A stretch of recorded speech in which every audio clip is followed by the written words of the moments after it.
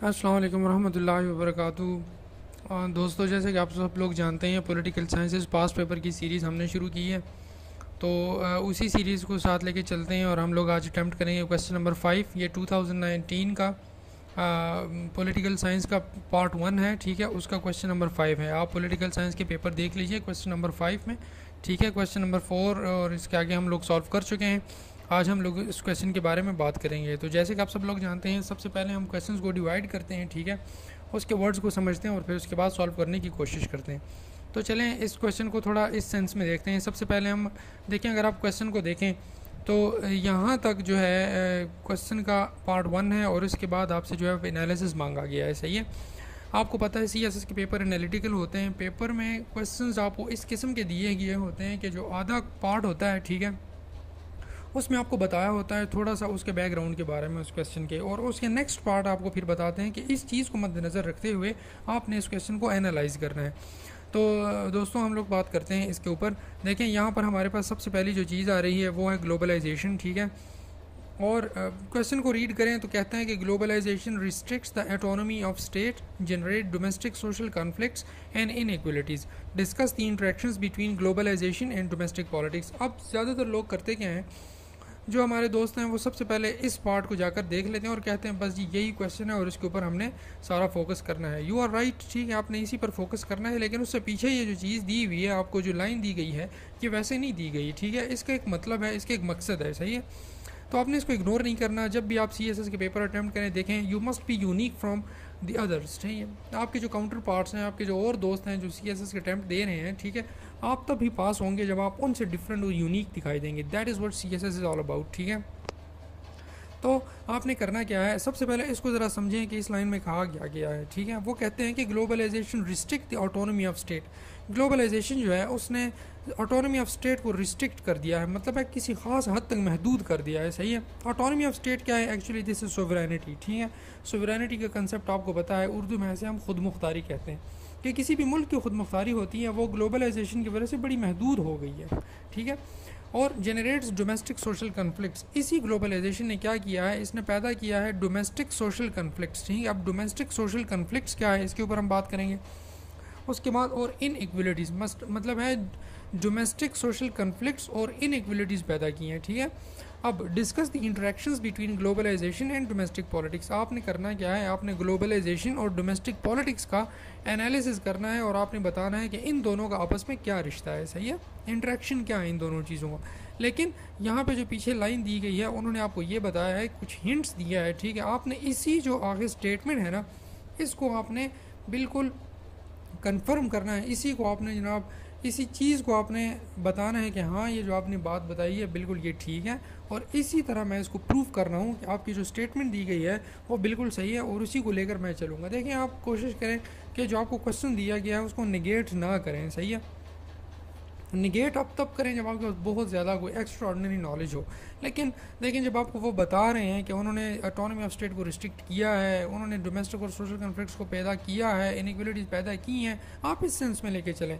अब कुछ लोग क्या करेंगे जी, वो ग्लोबलाइजेशन और डोमेस्टिक पॉलिटिक्स के इंटरेक्शंस बताएंगे, लेकिन वो ये कहेंगे कि डोमेस्टिक पॉलिटिक्स के लिए ग्लोबलाइजेशन तो बेहतरीन चीज़ है, और वो ग्लोबलाइजेशन के फ़वाइद बताना शुरू कर देंगे। तो हालांकि वो गलत कर रहे हैं। क्यों? क्योंकि वहाँ पर स्टेटमेंट में आपको ये कहा गया है कि भाई आपने ग्लोबलाइजेशन को इस सेंस में बयान करना है कि ऑटोनॉमी ऑफ स्टेट को रिस्ट्रिक्ट किया है, इसने डोमेस्टिक और सोशल कन्फ्लिक्ट्स और इनइक्वलिटीज़ को जन्म दिया है। इस चीज़ को मद्देनज़र रखते हुए आपने ग्लोबलाइजेशन और डोमेस्टिक पॉलिटिक्स को इंटरेक्शन में पेश करना है। आई होप आपको समझ आ गई होगी कि किस तरह क्वेश्चन को टैकल करेंगे हम लोग, ठीक है। अच्छा, अब हम लोग बात करते हैं कि देखें, आपको जैसे मैंने बताया कि अच्छा, अब ग्लोबलाइजेशन क्या चीज़ है, थोड़ा सा इसके ऊपर बात करते हैं। एनीवेज, आपको पता होगा ग्लोबलाइजेशन के बारे में, अगर आप इस हद तक सीएसएस के पेपर अटैम्प्ट करने वाले हैं तो आपको करंट अफेयर, पाक अफेयर, ये चीज़ें जो आपको ग्लोबलाइजेशन का बहुत बड़ा कंसेप्ट दे चुकी होंगी, ठीक है। तो आई होप आपको पता होगा ग्लोबलाइजेशन क्या चीज़ है, उसकी डिटेल में मैं नहीं जा रहा। तो वो कहते हैं ग्लोबलाइजेशन ने ऑटोनॉमी ऑफ स्टेट को रिस्ट्रिक्ट कर दिया है। अब कैसे ऑटोनॉमी ऑफ स्टेट को रिस्ट्रिक्ट कर दिया? सबसे पहले देखें, ऑटोनॉमी ऑफ स्टेट क्या है। सोवरेनिटी है। सोवरेनिटी का मतलब है आप जिस स्टेट के अंदर रह रहे हैं, आप उस स्टेट की मुकम्मल खुद मुख्तारी का हक़ रखते हैं, किसी भी दूसरे कंट्री को, किसी भी स्टेट को ये हक नहीं पहुंचता कि वो आपकी सोवरेनिटी को ब्रीच करे, ठीक, और आपके मुल्क के अंदर कोई भी किसी किस्म की कार्रवाई करने की कोशिश करे। जैसे आप सोचते हैं इंडिया है, आपके आसपास अड़ोस पड़ोस की कंट्रीज़ हैं, वो आपके बॉर्डर को ब्रीच करते हुए आपके मुल्क के अंदर घुस जाएं तो उन्होंने आपकी सोवरेनिटी को ब्रीच किया है। This is against the international law, ठीक है, और इसके ऊपर जो है वो बहुत बड़ी डिबेट बन जाती है और बहुत बड़ा जो है वो इशू खड़ा हो जाता है।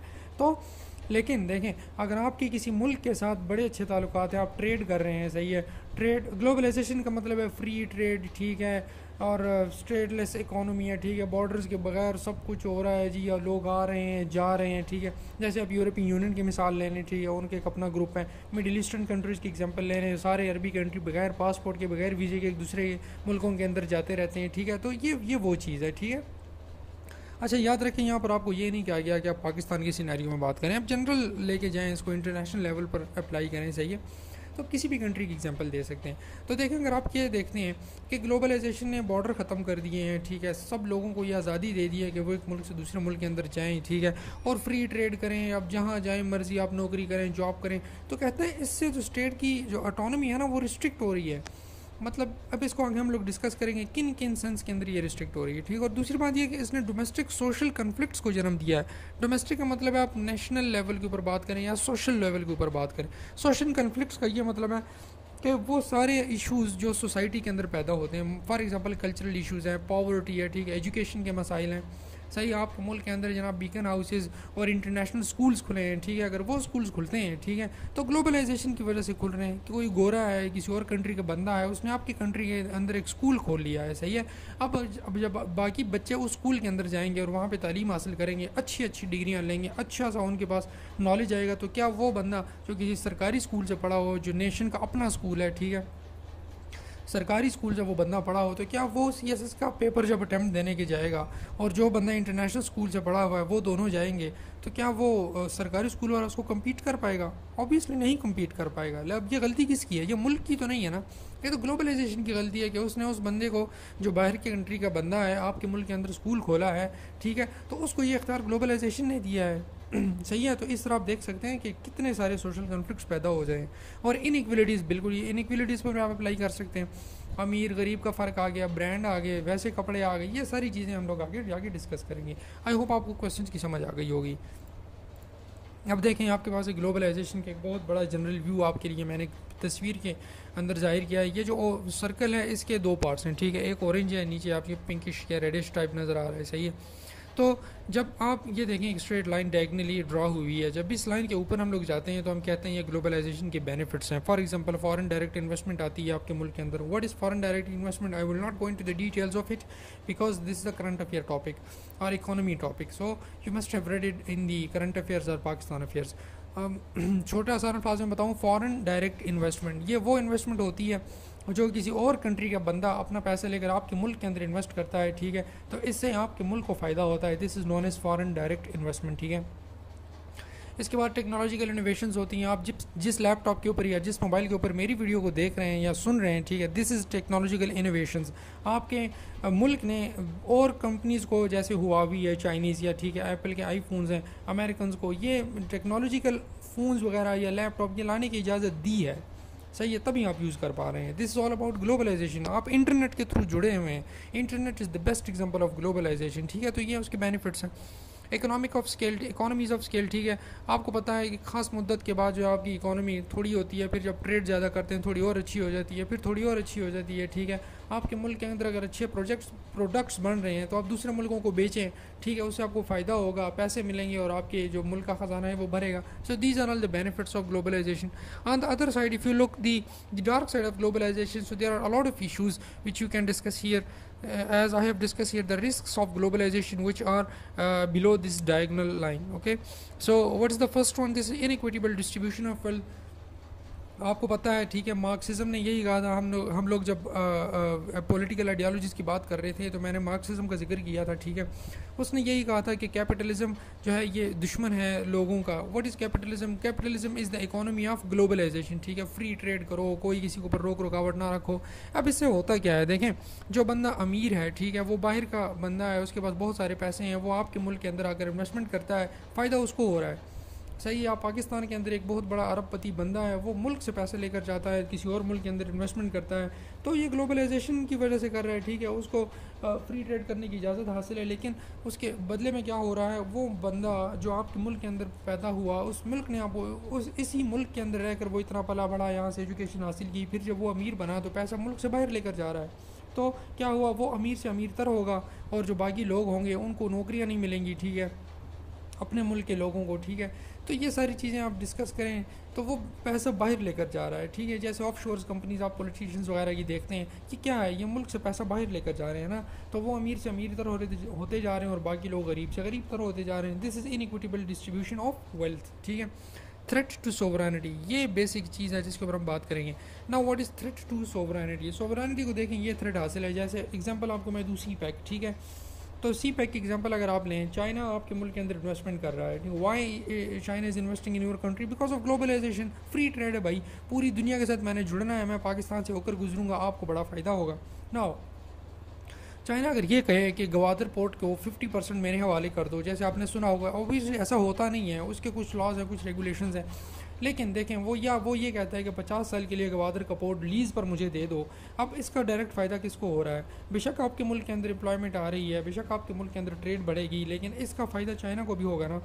तो 50% अगर या 50 साल के लिए आपके गवादर का लीज़ वो ले ले, तो इसका मतलब है 50 साल के लिए गवादर आपने उसके चाइना के हवाले कर दिया, वो जैसे चाहे जिस तरह चाहे मुल्क के अंदर, आपके मुल्क के अंदर रहकर वो सारी चीज़ें कंट्रोल कर सकता है। So don't you think that this is a threat to sovereignty? आपका गवादर आपके मुल्क की पोर्ट दूसरा बंदा यूज़ कर रहा है, वाई इज़ इट सो, ठीक है।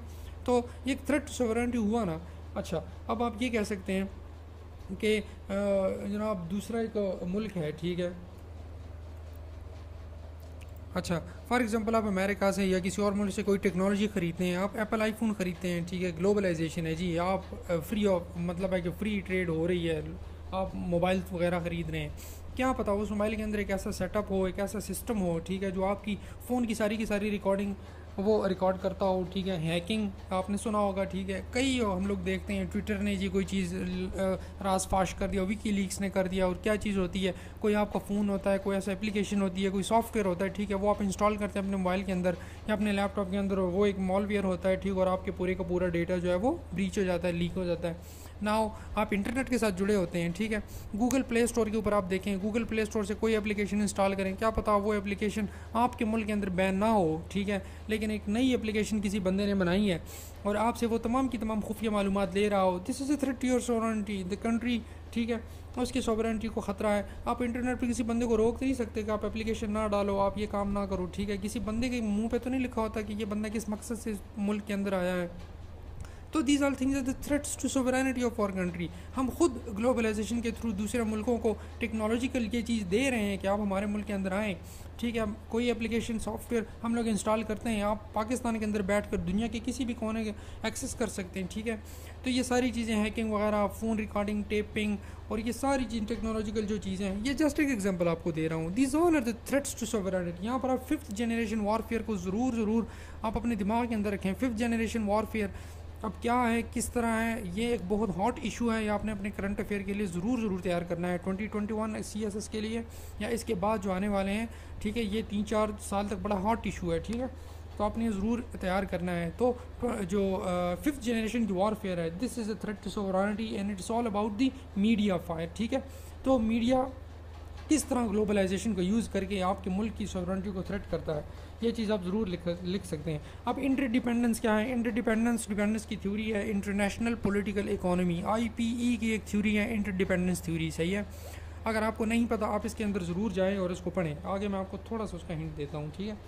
अच्छा, दी बैलेंस का मतलब ये हुआ कि अगर आपके बेनिफिट्स और रिस्क किसी मुल्क के अंदर जितने ग्लोबलाइजेशन के फ़वाइद हैं, अगर उतने ही नुकसान हैं तो कोई मसला नहीं है, क्योंकि आप जितने फ़ायदे ले रहे हैं उसके बदले अगर थोड़े नुकसान भी ले रहे हैं तो कोई मसला नहीं है। लेकिन अगर अक्सर वक़्त होता क्या है, जो अंडर डेवलप्ड कंट्रीज़ हैं या जो डेवलपिंग कंट्रीज़ हैं, ठीक है, उनके जो नुकसान होते हैं वो बेनिफिट्स से ज़्यादा होते हैं। इसीलिए ग्लोबलाइजेशन जो है ये जो गरीब ममालिक उनको तबाह बर्बाद कर रहा है।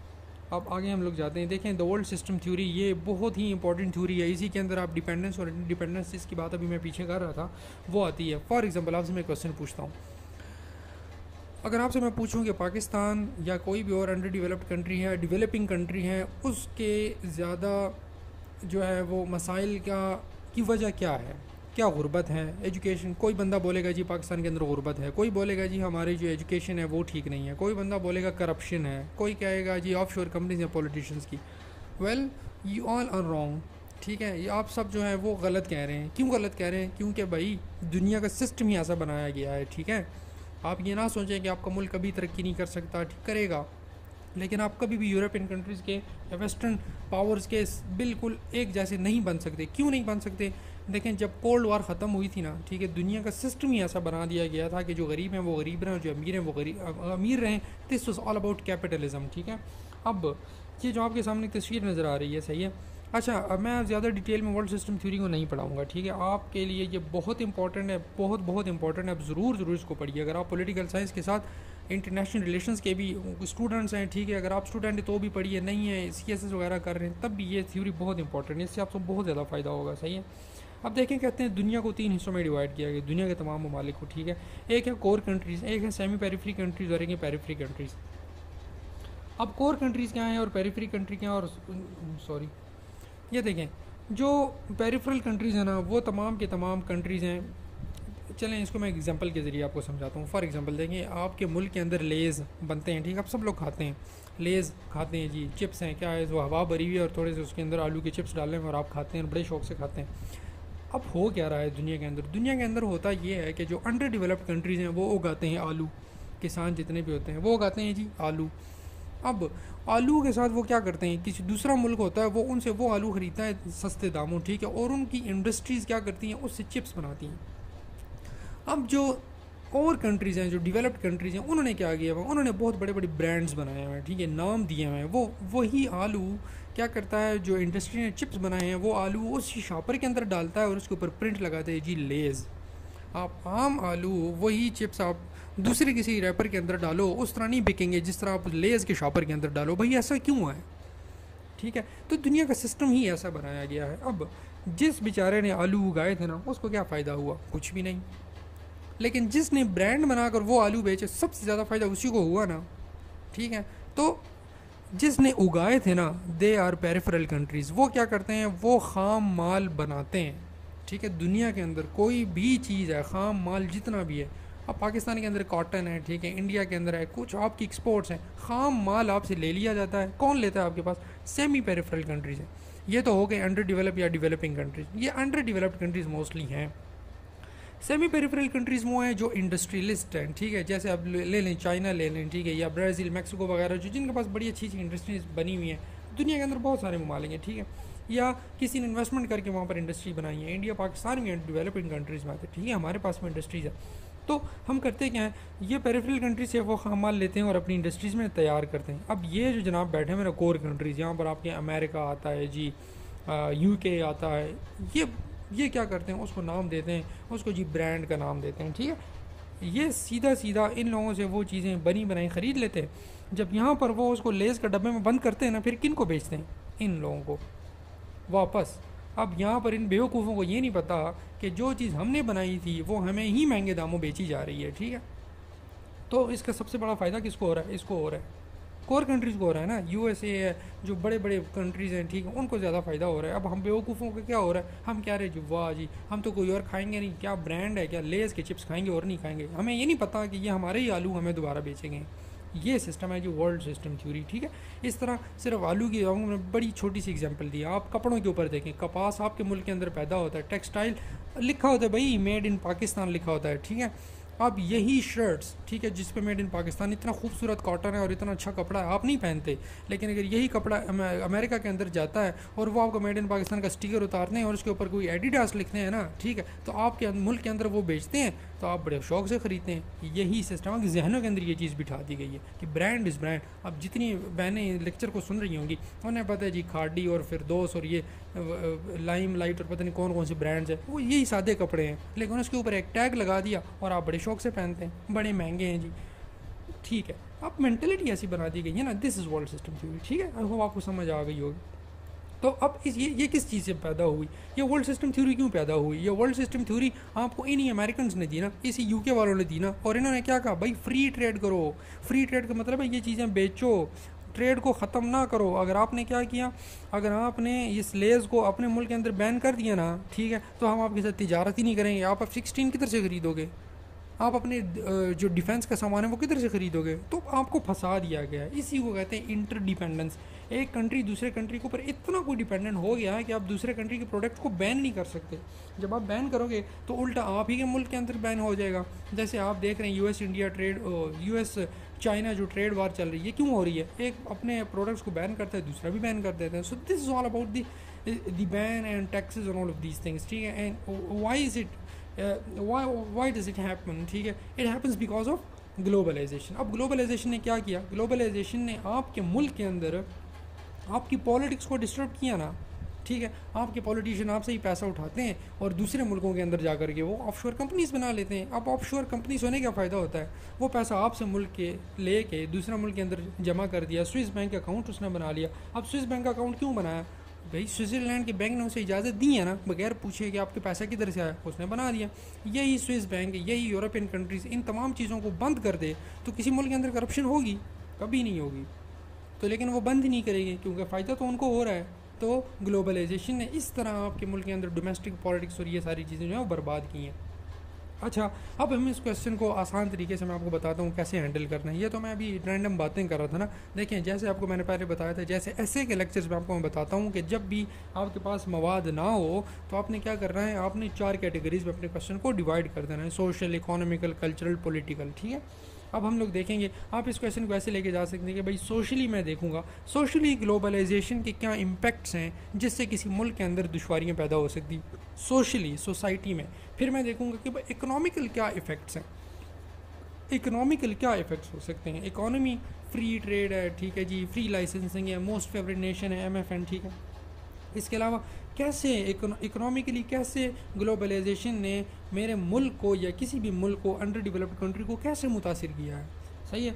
उसके बाद आप कल्चरल देख सकते हैं, कल्चरल कैसे आपके कोई भी कंट्री का एक कल्चर होता है, ठीक है। नेशनलिटी होती है, नेशनलिटी का मतलब है आपको अपनी मिट्टी से प्यार होता है। जब आपकी मिट्टी ही ना रही, दूसरे लोग आ गए। देखें हम लोग जैसे बरसगीर पाको हिंद की मिसाल लें, पहले हम अंग्रेज़ों के ग़ुलाम रहे, अब चाइनीज़ हमारे ऊपर आ रहे हैं, हम उनके ग़ुलाम हो जाएंगे। भाई हमारा अपना मुल्क किधर गया, ठीक है, अपना मुल्क कहाँ गया, आपका कल्चर किधर गया, ठीक है।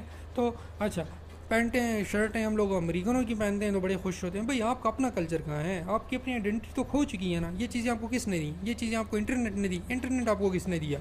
ये आपको जनाब ग्लोबलाइजेशन ने दिया। इस तरह आप इस क्वेश्चन को लेके जा सकते हैं। पॉलिटिकली भी आप देख सकते हैं, आपके मुल्क के अंदर जो भी कोई मसला होता है, ठीक, आप IMF से लोन लेते हैं, आपका मुल्क IMF से लोन लेता है। IMF आपको लोन क्यों देता है? ग्लोबलाइजेशन का दौर है।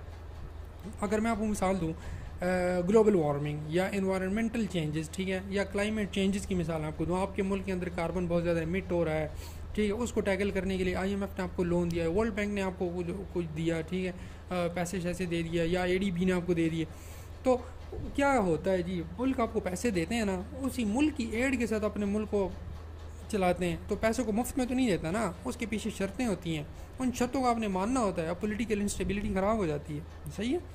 अच्छा, अब देखें, ये थोड़ी बहुत चीज़ें मैंने लिखी हुई हैं, ठीक है। तो आप इस तरह ग्लोबलाइजेशन और इनके इम्पैक्ट्स को देख सकते हैं, और इस एक हेडिंग जो आपके सामने नज़र आ रही है इसको आप जोड़ सकते हैं कि इन हेडिंग्स के ज़रिए आप ये कह सकते हैं कि इन चीज़ों की वजह से ग्लोबलाइजेशन जो है वो डोमेस्टिक पॉलिटिक्स को ख़राब करता है, या आपके सोशल कन्फ्लिक्ट्स को या इनइक्वलिटीज़ को किसी भी स्टेट के अंदर जन्म देता है, ठीक है। और इस वजह से क्या होता है, जो स्टेट की ऑटोनॉमी है वो डिस्टर्ब होती है। फॉर एग्जांपल देखें, number 1, globalization benefits the wealthy more than the poor, value added services, pressure groups. देखें पाकिस्तान के अंदर अगर हम लोग बात करें, मैं पाकिस्तान के थ्रू ही बात करूँगा, आप नेशनली इंटरनेशनली किसी भी मुल्क की एग्जाम्पल दे सकते हैं। देखें प्रेशर ग्रुप्स आपको पता है, पीछे एक लेक्चर में आपको बताया होगा कि प्रेशर ग्रुप्स कौन से होते हैं। फॉर एग्जांपल पाकिस्तान के अंदर शुगर माफिया, ठीक है, मैं नाम नहीं लेना चाहता पॉलिटिशियंस के, आजकल बड़ा चल रहा है, ठीक है। ये शुगर माफिया जो है ये आपके मुल्क के अंदर आपका बहुत बड़ा सरमाया है, क्योंकि इसने आपको बहुत ज़्यादा एम्प्लॉयमेंट्स, लोगों को बड़े रोज़गार दिए हैं, ठीक है।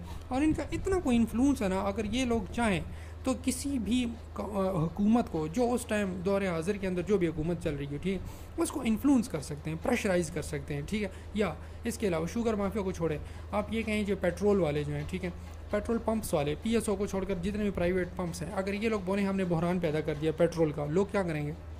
ये प्रेशर ग्रुप्स कहलाते हैं। इतना इन्फ्लुएंस इंडस्ट्रियलिस्ट का होता है कि वो हुकूमत को मजबूर करते किसी भी काम करने के ऊपर, ठीक है।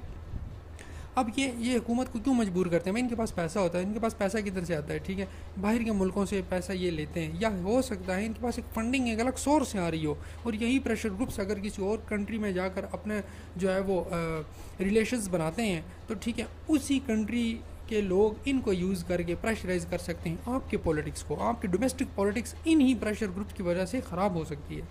आई होप आपको समझ आ रही है। अगर एक पॉलिटिशियन है और वो किसी माफिया का हिस्सा है, ठीक है, और वो पॉलिटिक्स के अंदर आ गया, MNA बन गया, वज़ीर आज़म बन गया, सदर बन गया, ठीक है, और उसके अकाउंट्स बाहर हैं, ठीक है, किसी को नहीं पता, ठीक है, तो उसके अगर अकाउंट्स बाहर है और वो किसी प्रेशर ग्रुप का हिस्सा है, तो भले उसके ऊपर नैब हाथ डाले, कोई भी बंदा कुछ भी करे, उसके पास इतना इन्फ्लुएंस होता है कि आपकी पूरी की पूरी जो पॉलिटिक्स है, ऑटोनॉमी जो है आपकी स्टेट की, वो दाव पे लग जाती है। सो यही चीज़ है, ठीक है। अब globalization would encourage disease transfer, आप इसको हेल्थ सेक्टर में भी लेके जा सकते हैं। अगर हम लोग सोशली कन्फ्लिक्ट की बात करें, ठीक है, तो हम लोग ये कहते हैं भाई आपने अपने बॉर्डर क्यों खोले? कोरोना वायरस आपके मुल्क के अंदर इसलिए आया कि आपने इंटरनेशनल बॉर्डर्स खोल दिए थे। अब मैं इसको पाकिस्तान के सिनेरियो में नहीं ले रहा, मैं पूरी इंटरनेशनली बात कर रहा हूँ। ग्लोबलाइजेशन है ना भाई, फ्री ट्रेड है। यूरोपियन यूनियन के अंदर एक मुल्क में अगर कोरोना वायरस होए, ठीक है, या कोई एक डिजीज़ लग जाए, वहाँ पर उनका बॉर्डरलेस आना जाना है ना, ठीक है, जितने भी यूरोपियन यूनियन की कंट्रीज़ हैं, ठीक है, या मिडिल ईस्टर्न कंट्रीज़ हैं, ये लोग तो बगैर बॉर्डर के, बगैर पासपोर्ट के एक दूसरे मुल्क के अंदर आ जा सकते हैं, ट्रेन के अंदर बैठे और दूसरे में चले जाएँ। तो क्या ये अपना जो हेल्थ वगैरह है, ये एक डिसास्टर नहीं बन गया ग्लोबलाइजेशन की वजह से? तो सोशली इनइक्वलिटीज़ बन गई ना, सोशल डोमेस्टिक क्या नाम है, मसले मसाइल बन गए ना, ठीक है, सोशल कन्फ्लिक्ट्स बन गए। इसके बाद आप ये कह सकते हैं globalization would create a new system of politics, favouritism. जैसे आपको मैंने अर्ज़ की, देखें एक पॉलिटिशियन अगर करप्ट हो जाए, ठीक है, अगर आपको डोमेस्टिक पॉलिटिक्स इन्फ्लुएंस हो जाए, ठीक है, तो वो फेवरेटिज्म करेगा, अपने जैसे बंदे को आगे लाएगा, तो आपके मुल्क के अंदर इनइक्वलिटीज़ बनेगी ना, डोमेस्टिक वायलेंस होगा, ठीक है, सोशल कन्फ्लिक्ट्स बनेंगे। कोई बोलेगा यार इसको क्यों आपने MNA बनाया, इसको क्यों MPA बनाया, सोशल कन्फ्लिक्ट बना। अमीर अमीर है, गरीब गरीब बनता जा रहा है, सही है। फेवरेटिज्म को आप ले सकते हैं। Technology and lack of skills, technology and lack of skill को आप इस सेंस में ले सकते हैं। फॉर एग्जांपल आपके मुल्क के अंदर किसी और कंट्री की मशीनरी आ गई है, सही है, अब उस मशीनरी को ऑपरेट करना आपके मुल्क के लोगों को नहीं पता, इसीलिए जिस कंट्री से आपने मशीनें मंगाई हैं, लोग भी, वर्कर्स भी आप उसी कंट्री से मंगाओगे, तो आपके मुल्क के अंदर लोग हैं वो किधर जाएंगे? इनइक्वलिटीज़ बनी ना, लोग एहतजाज करेंगे कि नहीं करेंगे? यार जो मुल्क की मशीनरी है उसे यूज़ करो, हमें जॉब दो। तो जॉब इनसिक्योर हो गए, ठीक है, आपके मुल्क की जॉब्स जो है, अनएम्प्लॉयमेंट बढ़ गई, जॉब इनसिक्योरिटी आ गई, ठीक है। कल्चरल आइडेंटिटी एंड प्रॉब्लम्स, ये बहुत बड़ा इशू है ग्लोबलाइजेशन का, हमेशा इसके ऊपर बात करते हैं लोग। देखें आपके मुल्क के अंदर जब आपके मुल्क की आइडेंटिटी ख़त्म हो जाए, आप शलवार कमीज़ को पहनना पसंद नहीं करते, लड़कियां जो होती हैं वो पाकिस्तानी अपने फैशन और पाकिस्तानी जो कल्चरल चीज़ें हैं उन्हें पसंद ही नहीं करती कि कौन से ज़माने में, स्टोन एज में चलेंगे, सब लोग यही कहते हैं। अब भाई ये क्या चीज़ है? आप अपने मुल्क को रिप्रेजेंट करो ना, वो ऐसे नहीं करते। आप पैंट शर्ट पहनना, वेस्टर्न कल्चर को अडॉप्ट करना, फटी हुई जीन्स पहनना, ब्रांड्स पहनना, ये आप ज़्यादा पसंद करते हैं, लेकिन अपने मुल्क की आइडेंटिटी को पसंद नहीं करते। तो क्या ग्लोबलाइजेशन आपके मुल्क के अंदर थ्रेट नहीं है? आप अगर कौमी तराना सुबह असम्बली में नहीं पढ़ेंगे तो कैसे पता चलेगा हम पाकिस्तानी हैं? भाई पाकिस्तान को रिप्रेजेंट करो, ठीक है। तो पाकिस्तान को रिप्रेजेंट नहीं करना चाहते, सारे के सारे लोग क्या करते हैं, जो दुनिया का सुपर पावर है उसी को गुण गाते नज़र आते हैं। तो ग्लोबलाइजेशन ने क्या किया, उनके दिलों से उन्हीं के मुल्कों की मोहब्बत निकाल दी। अब ये सिर्फ पाकिस्तान की बात नहीं है, पूरी दुनिया में ऐसे चल रहा है, सही है। तो जिसको जो सा कल्चर अट्रैक्ट करता है वो उसी के गुण गाना शुरू कर देता है और अपने मुल्क के ख़िलाफ़ बातें शुरू कर देता है, ठीक है। थोड़ा सा कोई होता है तो आपके मुल्क के अंदर सोशल मीडिया का ऊपर आप देखें तूफ़ान छिड़ जाता है, थोड़ी सी भी बात होती है, ठीक है। सेलिब्रिटी जनाब उसकी होती है, अमेरिका की होती है, लेकिन इधर फड्डे आपके मुल्क में चल रहे होते हैं, ठीक है। मसले मसाइल यूरोप के होते हैं, लेकिन मसले और जो उसके ऊपर सोशल कन्फ्लिक्ट पैदा होते हैं आपके मुल्क के अंदर होते हैं, पार्टियाँ बन जाती हैं। अब ये क्या मजाक बनाया हुआ है? ऐसा नहीं होना चाहिए ना। तो ये ग्लोबलाइजेशन ने ये चीज़ हमें दी है, तो एक थ्रेट बन गया ना, आपके डोमेस्टिक पॉलिटिक्स को भी थ्रेट बना। इसके अलावा आपकी अंदर इनइक्वलिटीज़ भी बनी, सोशली भी इनइक्वलिटीज़ बन गई, सोशल कन्फ्लिक्ट्स भी बन गए, ग्लोबलाइजेशन की वजह से बने। इसी तरह आप लाइफ स्टाइल को भी ले सकते हो, ये चीज़ आप लाइफ स्टाइल से ले सकते हो। लोग इंटरनेट पर दोस्तियाँ करते हैं दूसरे कंट्रीज़ के लोगों से और उनके कल्चर को अडॉप्ट करने की कोशिश करते हैं, सही है। तो लाइफ स्टाइल बहुत ज़्यादा चेंज हो गया ग्लोबलाइजेशन से। IMF लोन्स एंड पॉलिटिक्स, ठीक है, ये पहले भी मैं बता चुका हूँ, ठीक है। IMF के लोन लेते हैं, वो आपको पैसे मुफ्त में नहीं देते हैं, उनकी शर्तें होती हैं, उन शर्तों को मानना पड़ता है, जिसकी वजह से आपके मुल्क की सोवरेनिटी जो है वो थ्रेट कर जाती है, सही है। और जो लोग समझदार होते हैं, इकोनॉमिस्ट होते हैं, वो कहते हैं आपने गलत किया, और जिन लोगों को नहीं पता वो कहते हैं भी पैसा तो आया, आपने अच्छा किया, तो मुल्क बट गया। अब made in India, made in Pakistan, made in China, आपने अपने मुल्क के अंदर जो भी अच्छी चीज़ बनाई थी, लोग वो ख़रीदते ही नहीं हैं। जिनको जो चीज़ बड़ी, यहाँ पर आपको मैं लिख देता हूँ, ब्रांड्स का जिक्र ज़रूर करें, ठीक है, आप इसको लेके जाएँ। वो लेज़ वाली कहानी आपको मैंने सुनाई है थोड़ी देर पहले, सही है, वो आप इसमें लिख सकते हैं, जो भी है ब्रांड्स वगैरह, इसको आप यहाँ पे लिख दें, ठीक है। उसके बाद है हाई थ्रेट ऑफ IT, इसमें अब आपको हैकिंग वगैरह, जो स्टोरी मैंने आपको लेक्चर के स्टार्ट में सुनाई कि कैसे हैकिंग हो सकती है, ठीक है। फ़ोन आपका टेप हो सकता है, कोई एप्लीकेशन आप इंस्टॉल करते हैं किसी और मुल्क के बनाई होती हैं। फॉर एग्जांपल आपको मैं मिसाल दूँ, इस तरह होता भी है, ठीक है। इंडिया वालों ने कई ऐसे मालवेयर बनाए होते हैं, ठीक है, IT के, आप प्ले स्टोर से एप्लीकेशन डाउनलोड करते हैं, आपकी सारी चीज़ें रिकॉर्ड करता है। What if you are an army officer, what if you are a politician, what if you are a high rank officer, आप वो एप्लीकेशन यूज़ करेंगे, आपके फ़ोन की तमाम डिटेल वहाँ गई, आपके लैपटॉप की तमाम डिटेल वहाँ पर गई, सही है। तो ये हो सकता है। ऑफशोर बिजनेस ऑफ पॉलिटिशियंस, आपको जैसे मैंने कहा ग्लोबलाइजेशन ने तमाम पॉलिटिशियंस को ये सहूलत दी है कि वो अपना ब्लैक मनी जो है वो स्विस बैंक में रख सकते हैं, आपसे आपका असासा नहीं पूछा जाएगा, सोर्स ऑफ इनकम नहीं पूछा जाएगा, ठीक है। तो भाई आप अपना स्विस बैंक में से ये चीज़ ही निकाल दो ना, क्यों ज़रूरी है दूसरे कंट्री को बर्बाद करना, तमाम लोगों को। फिर कहते हैं जी फ़लाने मुल्क ने करप्शन किया, फिर ये किया, आप ही ने तो उन्हें स्विस बैंक अकाउंट दिए हैं, बंद करें स्विस अकाउंट्स, या अपने मुल्क के अंदर ऑफशोर कंपनीज बंद कर दें पनामा की। पॉलिटिशियन वहाँ पर कंपनियाँ नहीं बनाएंगे, उन्होंने खुद आपको प्रोवाइड किया, और फिर आपको कहा फ्री ट्रेड करो। वो फ्री ट्रेड क्यों करो, ताकि उन्हें फ़ायदा हो, ठीक है।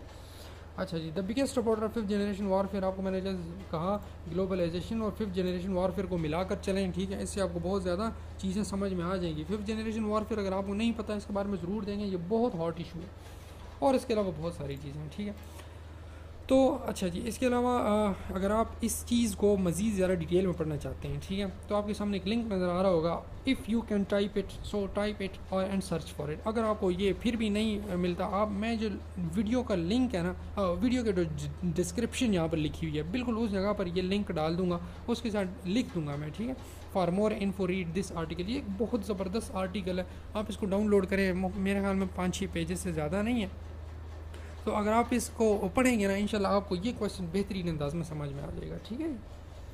तो this was all about today's lecture, ठीक है। मैंने अपनी तरफ से कोशिश की है कुछ आपको एक हिंट देने की। देखें, याद रखें, आप कभी भी मेरा दिमाग नहीं ले सकते, ठीक है। CSS बड़ा एनालिटिकल, बहुत ज़्यादा एनालिटिकल चीज़ है, ठीक है। मैंने अपनी स्ट्रेटजी यूज़ की थी, आप अपनी स्ट्रेटजी को यूज़ करें, ठीक है। आपकी अपनी एनालिटिकल पावर है, आप ज़्यादा से ज़्यादा पढ़ें, अच्छी बुक स्टडी करें, ठीक है, और अपना मौत खुद हासिल करने की कोशिश करें। मैंने आपको राह बताई, एनालिसिस करना आपका अपना काम है, ठीक है।